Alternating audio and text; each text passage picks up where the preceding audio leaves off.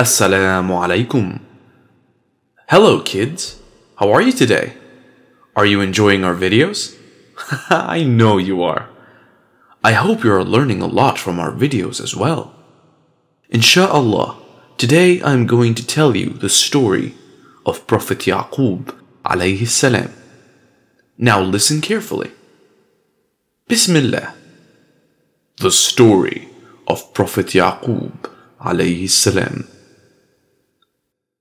Yaqub alayhi salam continued to work for his uncle for 20 long years.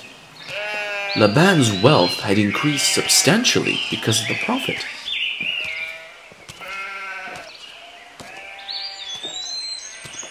But he was now missing his family very much, and he wanted to go back to them.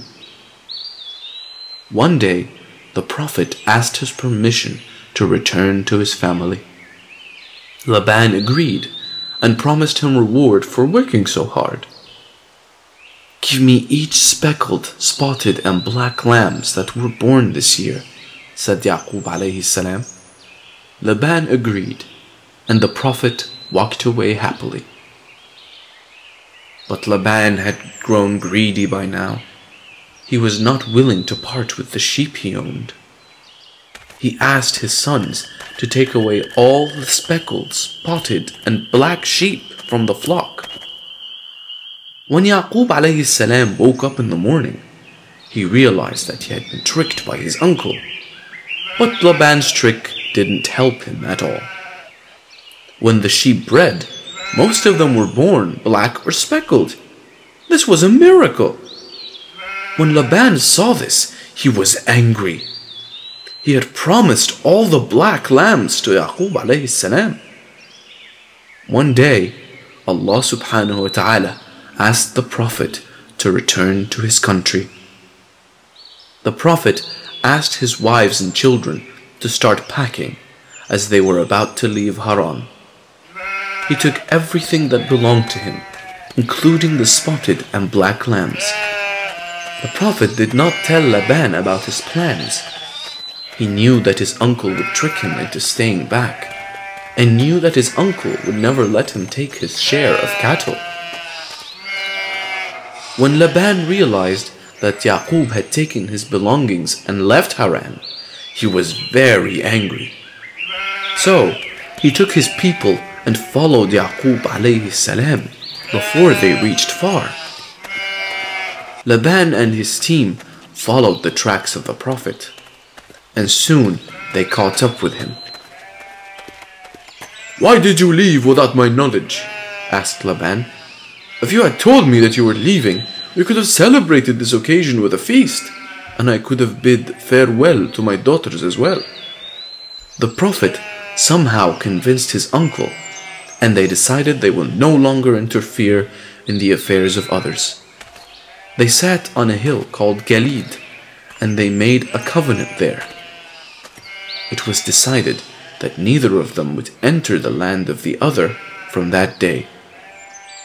Then they cooked food and ate it together. Then each bade the other farewell as they departed, returning to their own country. The Prophet and his family walked, then started traveling towards his country. One day, at the break of dawn, the Prophet was sitting outside his tent. It was then that an angel appeared before him in the shape of a man. Then the angel started to wrestle with the Prophet. They fought neck and neck until the angel injured the Prophet's thigh, and the Prophet became lame.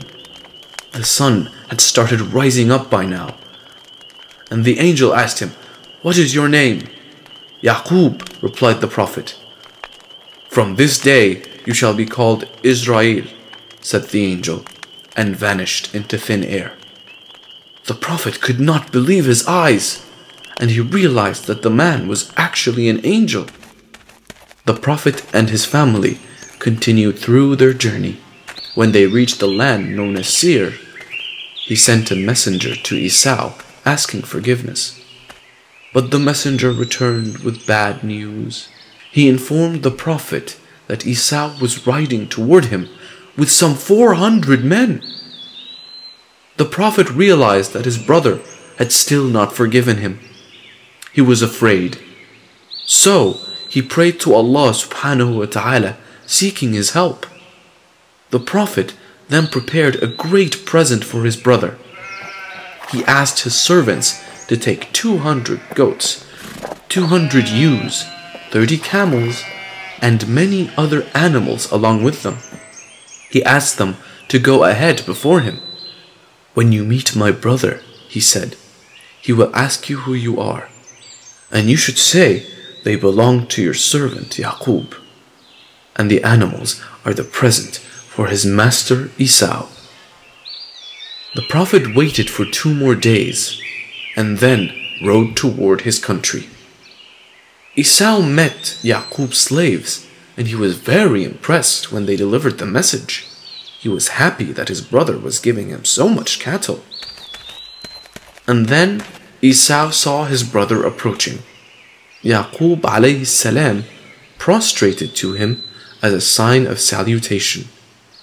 Esau was very happy when he saw this, and he had tears in his eyes. He hugged his brother and sought forgiveness for being angry with him for all these years. "Who are these people with you?" asked Esau when he saw the women and children. "They were given to me by our God," said the Prophet humbly. Leah, Rachel, the children, and all his slaves came and prostrated before Esau as a sign of respect. Esau refused to accept the gifts at first, but the Prophet insisted, and he had to accept them at last. All of them started traveling back to their country, and they were led by none other than Esau. On their way back, the Prophet camped near Jerusalem. It was here that the Prophet had poured the oil on a rock years ago. He then built a mosque as he had promised. Prophet Yaqub alayhi salam had 12 sons in total, and Yusuf was among them. He grew up into a handsome and devoted man. They migrated to Egypt, and they lived there for 17 years.